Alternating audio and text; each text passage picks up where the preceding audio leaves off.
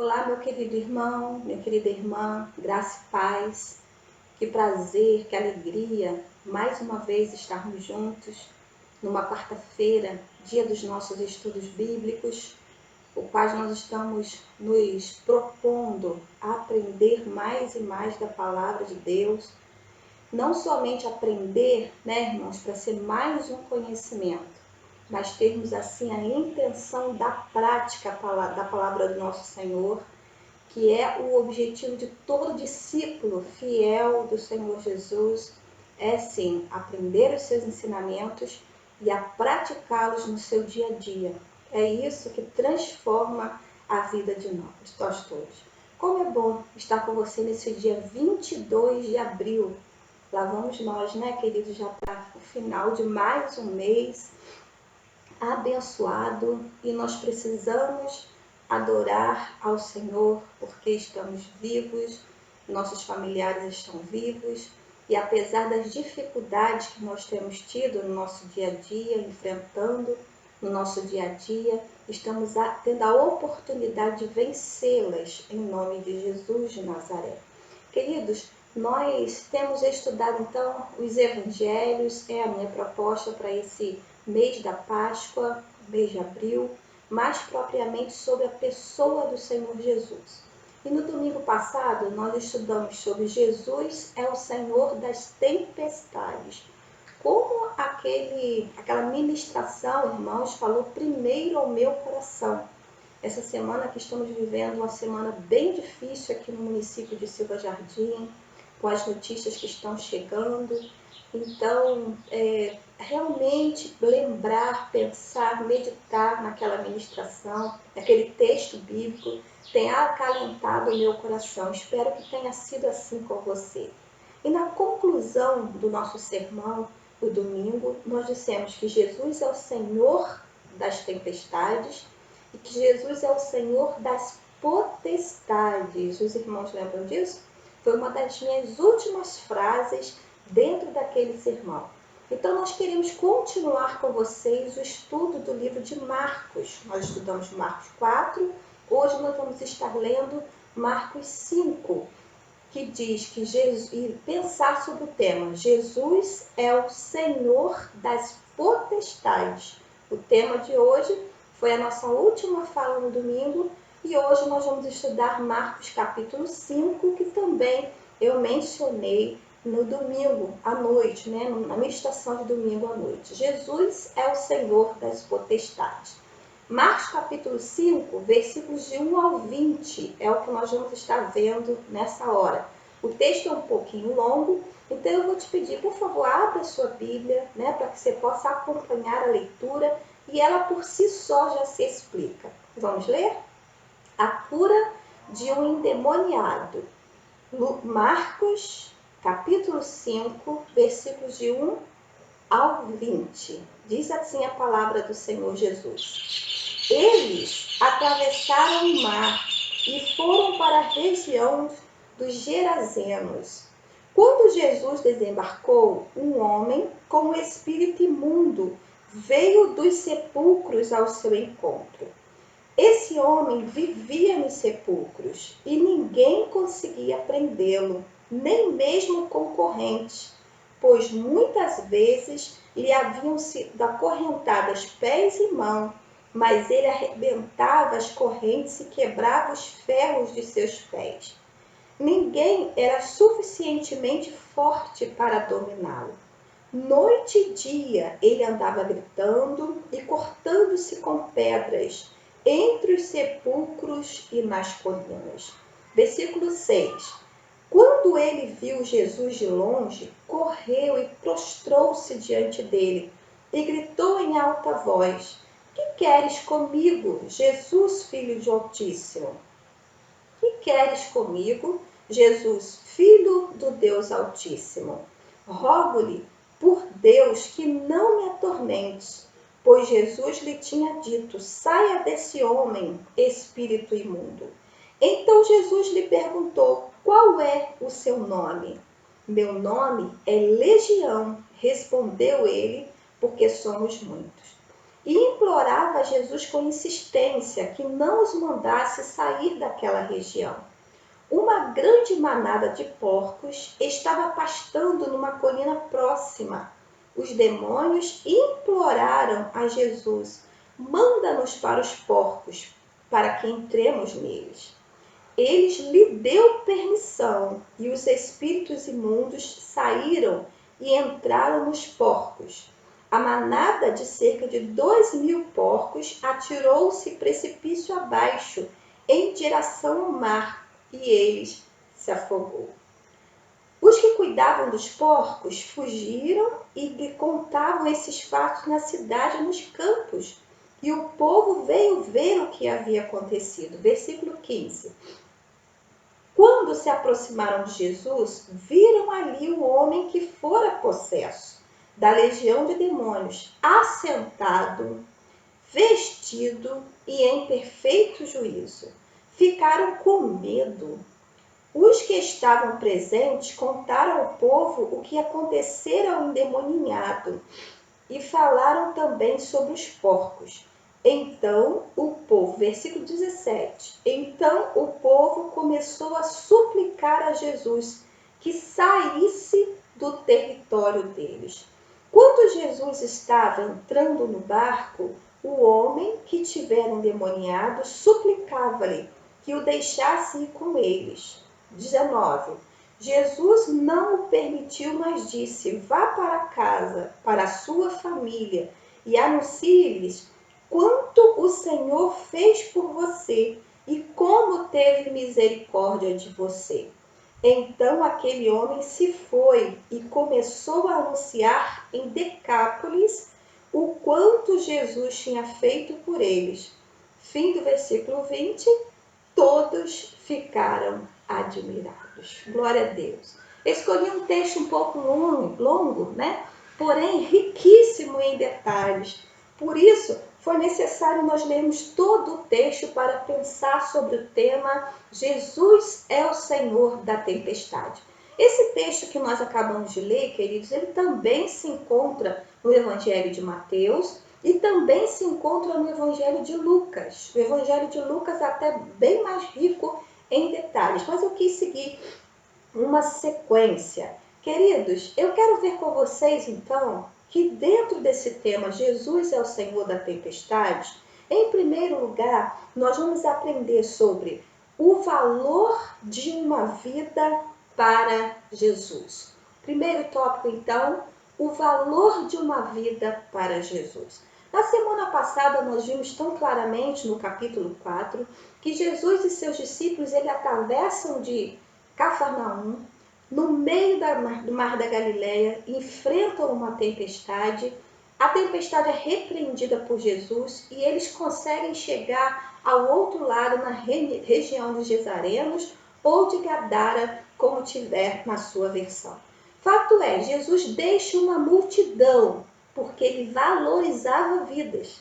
Muitas pessoas ficaram em Cafarnaum, dali de toda a região onde Jesus curava. Jesus fez um convite a seus discípulos: vamos atravessar, vamos ir para o outro lado, vamos para o lado dos gentios, que Gadara era uma região dos gentios. Mas por que Jesus se submeteu a isso? A fazer essa viagem por todo o mar, por todo o lago da Galileia, junto com os seus discípulos, para chegar ao outro lado. De certo, deveria haver uma grande multidão lhe esperando. Mas não é isso, irmãos, que nós vimos nesse texto. Jesus atravessou, enfrentou a tempestade. Se não fosse Jesus no barco, todos os seus discípulos teriam morrido por causa de uma vida. Porque quando ele chega do outro lado, quando ele chega em Gadara, quem vê Jesus aproximando de um cemitério que havia, creio eu, num lugar mais elevado, foi vendo aquele barco chegando e vendo se aproximar da praia, viu que era Jesus de Nazaré, foi um homem, queridos, a quem Jesus amava, mas que na Bíblia não tem nem nome. A pessoa a quem Jesus dá valor não era uma pessoa importante, não era uma pessoa célebre, não era o chefe de uma sinagoga, era um homem infeliz, machucado, destruído, que não tinha nem nome, como nós vimos aqui. Além dele não ter nome, ele era possuído por um espírito imundo. Morava nos sepulcros. A casa desse homem, por muito tempo, foi o cemitério, foi sobre os sepulcros. Ele possuía em si, como o texto disse no versículo 1 ao 5, uma força descomunal. Não conseguia ser preso, porque os demônios que possuíam esse homem eram muitos. E cada um com a sua força, juntos, deixava aquele homem com uma força descomunal. Uma pessoa que fora abandonada pela família. Ele não tinha uma casa para retornar, como você e eu no fim do dia. Ele não tinha uma casa para fazer um isolamento social, como nós temos a nossa casa e o nosso lar. Ele, por viver naquela condição terrível, o que lhe sobrou para residir foi os sepulcros. Foi abandonado pela sua família, porque ele não era uma pessoa sociável, e também abandonado pela sociedade. Ou seja, uma pessoa sem esperança, sem vida. Como o texto diz, dia e noite andava de um lado para outro, porque essa foi a finalidade dos demônios na sua vida, deixá-lo sem destino, sem esperança. Se nós lermos o relato de Lucas capítulo 8, ainda dá mais 2 detalhes aqui.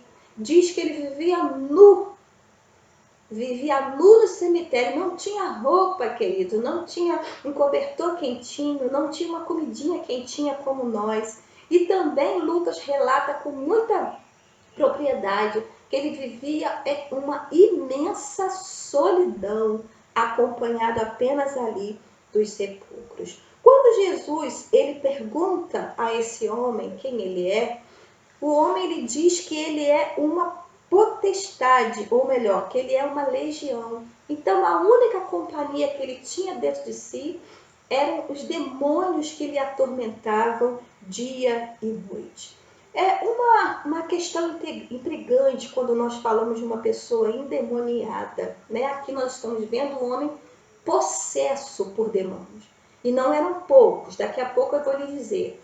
Eram muitos demônios, legião de demônios. É o que está sendo relatado aqui. Mas será, queridos, que na nossa sociedade existem pessoas endemoniadas como esse relato assim? Assim, irmãos.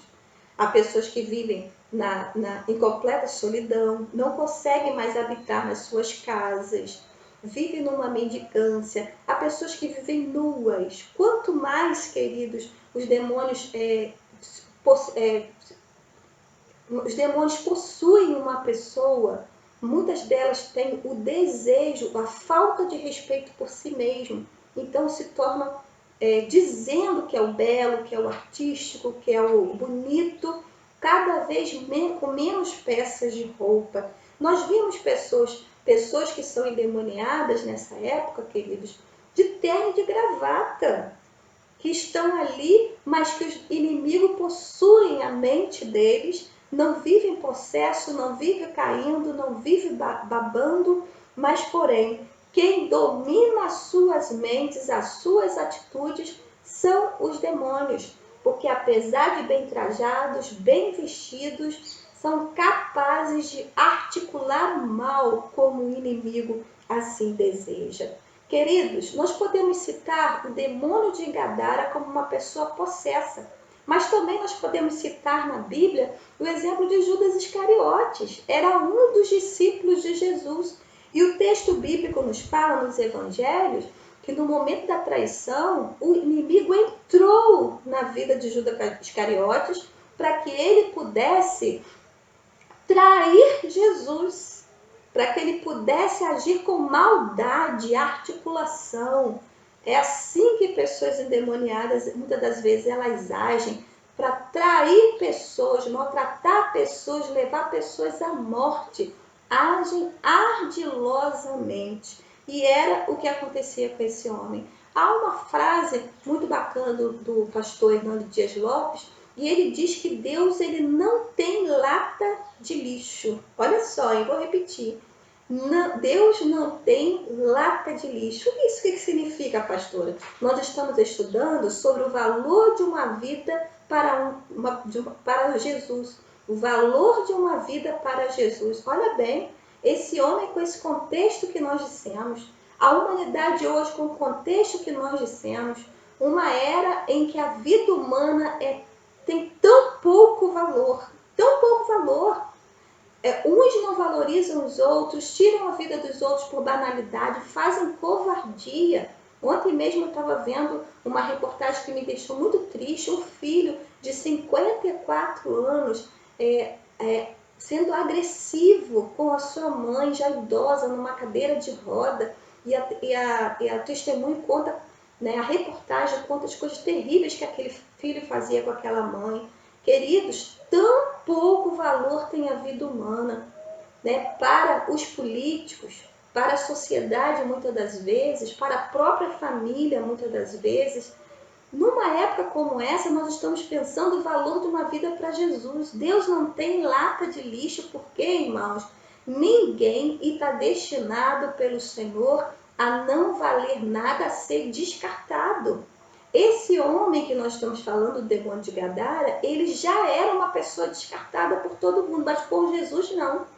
Para Jesus ele tinha um grande valor a ponto que justificou Jesus fazer uma viagem à noite perigosa para encontrar com ele, para lhe dar a esperança. Isso precisa ser apregoado na nossa sociedade, na nossa comunidade. Queridos, se para muitos a vida humana não tem valor nenhum, para Jesus ela é preciosa. Valeu o preço de sangue. Jesus morreu para nos salvar, homens sem valor, porque para ele somos preciosos. Em segundo lugar, eu quero aprender com você nesse texto que Jesus, como diz o tema, é o Senhor da tempestade.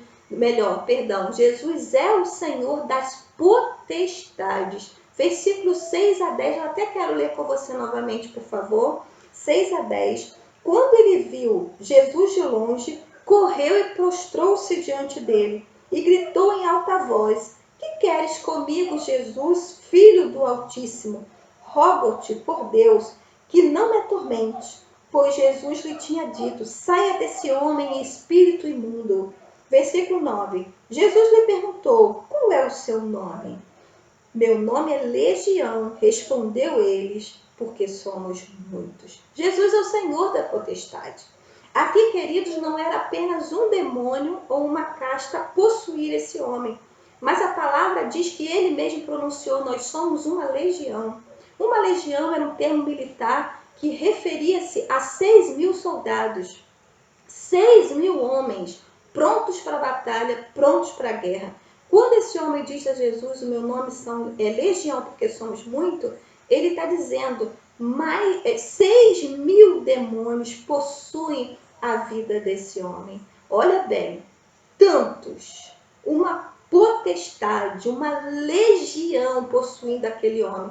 Mas quando viram Jesus, tiveram uma reação incrível. O texto, o versículo número 6 diz que ele correu, se prostrou-se e gritou em alta voz: Que queres comigo, Jesus, Filho do Altíssimo? Você pode dizer: pastora, foi o homem que ajoelhou diante de Jesus. Porém, queridos, se nós lermos os versículos posteriores, Jesus conversa com a potestade. Jesus conversa com a legião. Quem se dobra diante de Jesus Cristo é a legião de demônios. São 6.000 demônios prostrados diante do Altíssimo, declarando que ele é Jesus, o Filho único do Altíssimo. Querido, Jesus é o Senhor das potestades, e isso para nós, servos de Jesus, traz-nos uma grande alegria, uma grande segurança. Com o nosso Deus, ninguém pode, nem as legiões. Hoje em dia, há uma ministração sobre a dualidade, que é uma ministração horrível. E eu já recebi alguns posts mostrando Jesus e Satanás fazendo uma queda de braço para ver quem vence pelo valor de uma vida humana. Isso não é verdade. Jesus jamais entraria em embate com o diabo. Ou melhor, vou voltar atrás. O diabo nunca entraria em embate com Jesus. Nunca entraria em embate com Deus, porque ele sabe que ele é perdedor diante do Altíssimo. Queridos, a função do diabo em João 10:10, a palavra diz que é matar, roubar e destruir. Só isso. Ele vem sobre a vida dos homens para destruição. Porém, o mesmo texto diz que Jesus veio para dar vida e vida em abundância. Hoje em dia, uma das estratégias do inimigo é fazer com que os homens não creiam mais que ele existe. Não creia, é tudo normal, tudo é da carne, Deus somos nós, o diabo é um ser que não existe mais, e assim muitos têm feito a vontade dele dar certo. Permitido com que ele mate, com que ele roube e com que ele destrua as vidas humanas, mate os sonhos, mate a salvação, roube a alegria, roube a paz, roube tudo aquilo que o Senhor quer dar, porque quando não se acredita no inimigo, como é que nós vamos ter a reação correta diante das suas investidas? Pastora, e qual é a atitude correta para vencermos as investidas do diabo? Vou lhe dizer, esteja escondido atrás da cruz de Cristo, porque contra o diabo só Deus, só o Senhor Jesus. Então, queridos, quando nós nos aproximamos de Jesus, nós nos afastamos das obras do maligno. E quando estamos com Jesus, ele não nos toca. Nós não podemos estar longe de Jesus e enfrentando a legião, porque seremos abatidos. Precisamos estar escondidos atrás da cruz de Cristo, protegidos pelo sangue do Cordeiro.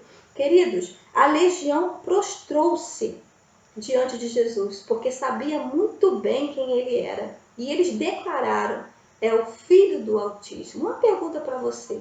Você sabe quem é Jesus? Você tem se prostrado diante da autoridade de Jesus de Nazaré?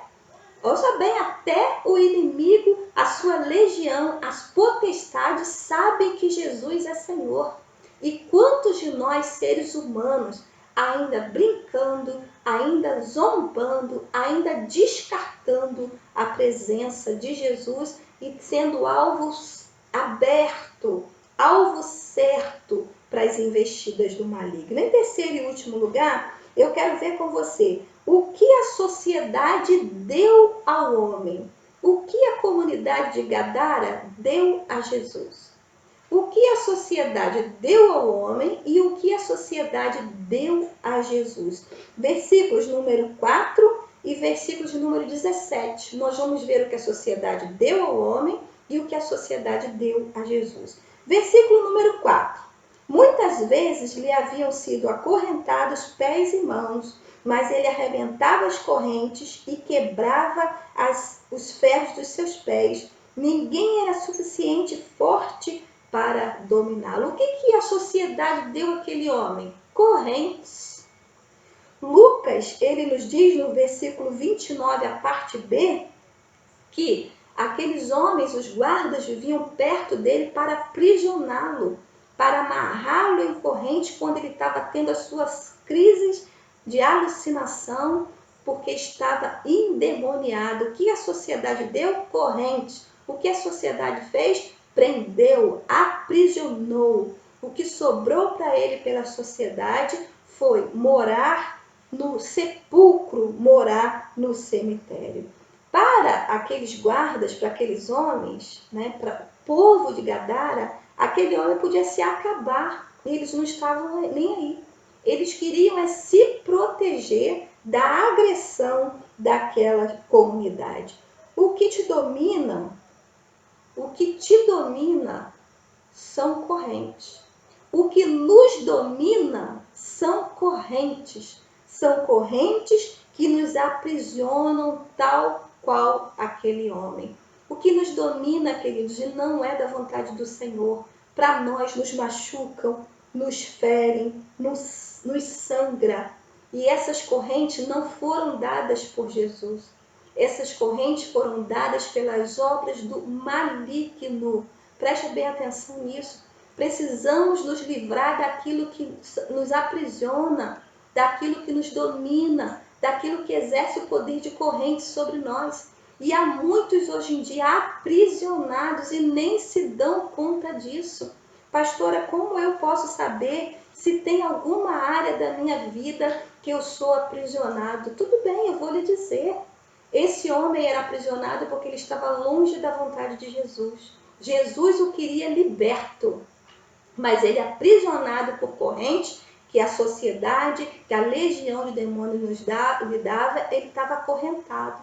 Queridos, se algo está te mantendo prisioneiro longe da vontade do Senhor, que é a sua libertação total, dominado, você está dominado por algo, estamos longe da vontade de Deus, estamos acorrentados. Tudo aquilo que te faz mal, que faz mal para você, que faz mal para a sua família, que faz mal para a sua comunidade de fé, que faz mal para a sua comunidade, como esse homem fazia, e que você diz, eu não consigo largar, eu não consigo deixar, são correntes que entristecem o coração de Jesus, porque ele está pronto para te libertar, para nos fazer uma pessoa melhor. Vimos o que a sociedade deu a Jesus, que foi corrente. Foi normas e jeitos para ele permanecer mais preso ainda. E o que essa mesma comunidade deu a Jesus? O que ela fez por Jesus? Vamos ver? Versículo 17, já estou terminando. Diz o seguinte: então o povo começou a suplicar a Jesus que saísse do território deles. A comunidade, o povo, começou a suplicar a Jesus, saia daqui, saia de Gadara, vá embora. E Jesus realmente faz. Ele liberta aquele homem, entra no barco e retorna para Cafarnaum com os seus discípulos. O que a sociedade deu a Jesus? Expulsou-o. Mesmo vendo o homem liberto, mesmo vendo a obra magnífica que Jesus tinha feito na vida do endemoniado de Gadara, aquela comunidade o expulsou, mandou embora. Jesus estava ali, queridos, e podia libertar muitos. Poderia libertar uma porção de pessoas, uma porção de situações, mas só pôde operar um milagre naquela vida que era importante para ele de libertação, porque o povo não quis Jesus por perto. Na verdade, o texto diz que eles ficaram mais preocupados com a manada de porcos, dos 2.000 porcos, com prejuízo financeiro, do que com a presença gloriosa de Jesus que libertou aquele homem, que lhe trouxe a plena consciência. Lembra do texto? Quando a comunidade chegou, a sociedade chegou, o homem estava sentado, vestido, e o texto fala, em perfeito juízo. Jesus fez um grande milagre e mesmo assim o que ele recebe foi ingratidão. Expulsaram dali. E aqueles homens e mulheres de Gadara podem ter perdido a sua última chance de se encontrar com Jesus. Jesus voltou a Cafarnaum. Queridos, Jesus está entrando na sua casa. Através de tudo isso que está acontecendo, não são 6.000 demônios, mas é o espírito de morte através de uma grande pandemia de milhões e milhões de vírus. Nos impediu de ir ao templo, mas isso nos permitiu entrar no seu lar. Entrar no seu lar para pregoar Jesus de Nazaré. Isso significa que ele está aqui comigo, mas pela sua onipresença ele também está na sua casa. Ele está dentro do seu lar, está junto com a sua família e está operando milagres. Eu estou te contando um milagre tremendo na vida desse homem. Agora a minha pergunta a você é essa. Qual é a sua reação com Jesus? O povo de Gadara o expulsou e talvez o perdeu a sua última chance. E você? Tem acolhido Jesus na sua casa, na sua vida e tem convidado? Fica comigo, Senhor, porque se o Senhor é Senhor das potestades, se o Senhor é Senhor das tempestades, o Senhor também é Senhor da minha vida e eu te quero por perto. Ou você é daqueles que infelizmente está dizendo, Jesus, saia, ainda não é hora, eu não te convidei para entrar, eu não te chamei para chegar, eu não te convidei aqui, deixa para depois, deixa para mais tarde. Lembra? Talvez o povo de Gadara perdeu a sua última chance. E talvez, querido, nós, agindo dessa forma, estamos perdendo a última chance de ver Jesus transformar a nossa vida, nos libertar das correntes que nos aprisionam para sempre, como aquele povo assim o fez. Concluindo, o que Jesus fez pela vida, por aquela vida sem expectativa? O que Jesus fez por aquela vida totalmente sem expectativa do demoniário de Gadara? Ele transformou aquele homem sem esperança, aquele homem sem destino, uma pessoa ferida, machucada, mal cheirosa, nua, em uma testemunha viva do seu poder e do seu milagre. Versículo número 19 diz o seguinte: Jesus não o permitiu quando o ex-endemoniado disse para ele: me deixa aí com o Senhor, eu não quero ficar aqui no meio desse povo, me leva para Cafarnaum. Jesus lhe respondeu o seguinte: Jesus não permitiu que ele fosse, mas disse: vá para sua casa, para sua família e anuncie-lhes quanto o Senhor fez por você e como teve misericórdia de você. Jesus o transforma em uma testemunha viva do seu poder. Querido e querida, concluindo a minha fala, Jesus nos transforma. Por ser Senhor da tempestade, das potestades da nossa vida, Jesus nos transforma. Pessoas sem esperança nos enchem de esperança. Pessoas sem objetivo nos dá grande objetivo. Pessoas acorrentadas, aprisionadas, Jesus liberta para que sejamos testemunhas vivas dos teus milagres. Ah, queridos, Deus tem uma nova história para cada um de nós. Preste atenção. Jesus diz àquele homem: vá para sua casa, anuncia-lhes, conta tudo que o Senhor Deus fez por você. Versículo 19. E anuncie como ele teve misericórdia de você. Jesus está falando comigo e com você. O nosso testemunho são das coisas boas que Jesus faz por cada um de nós. Nós não podemos estar emprestando a nossa boca, a nossa fala, para anunciar só tragédias, só coisas ruins. Nosso testemunho é anunciar tudo de bom, o quanto o Senhor das potestades tem feito por mim e para você. Não podemos nos calar, porque somos testemunhas vivas de Jesus Cristo de Nazaré, que é Senhor, aleluia, sobre todas as potestades, sobre todos os demônios, sobre toda a treva, sobre toda a humanidade, sobre todas as autoridades, tem que se dobrar e se curvar à presença e autoridade de Jesus Cristo de Nazaré. Que hoje seja noite de transformação na sua casa e na sua vida, como também foi na minha. Jesus me transformou. Jesus me transformou, por isso eu sou liberta pela sua palavra. E é isso que nessa noite ele está chegando na sua casa, no seu lar, para te oferecer. Convide-o a ficar. Tenha essa atitude inteligente e convide Jesus a ficar no seu lar, na sua vida e na sua família. Que ele seja o único Senhor. Pai querido, abençoa todas as famílias que estão agora recebendo o recado de Jesus Cristo tão claro. E nós, ó Deus, nos prostramos diante da sua grandiosidade e declaramos que só o Senhor é Deus, só o Senhor é Deus. Te adoramos por tanto amor, pelo valor que tem uma vida, a vida desse homem, a vida desse endemoniado de Gadara que foi transformada, e como ele, Senhor, essa proposta está estendida a todos nós. Não queremos ser endemoniados, pessoas que fazem a vontade do mal para destruir-se. Mas, ó Deus, queremos viver sobre a tua vontade, porque tu és o Senhor. Abençoa, Deus, cada lar, em nome de Jesus. Amém.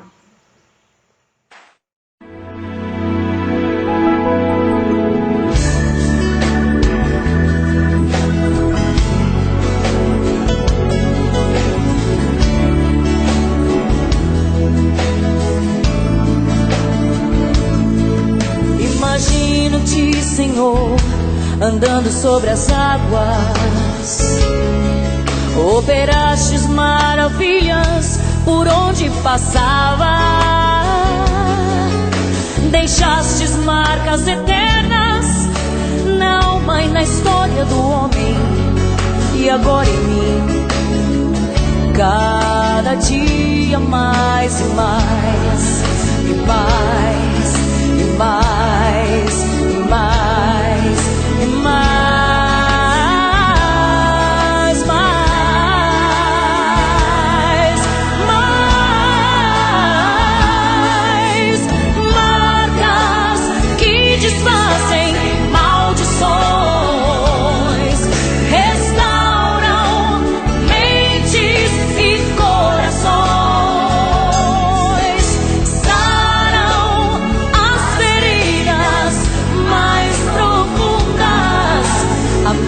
Do Deus vivo é a única cura.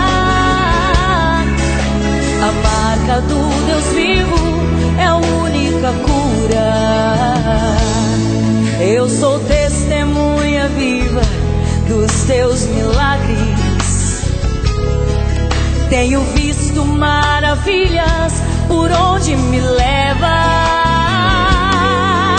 As mesmas marcas são feitas na alma e na história de todo que crê.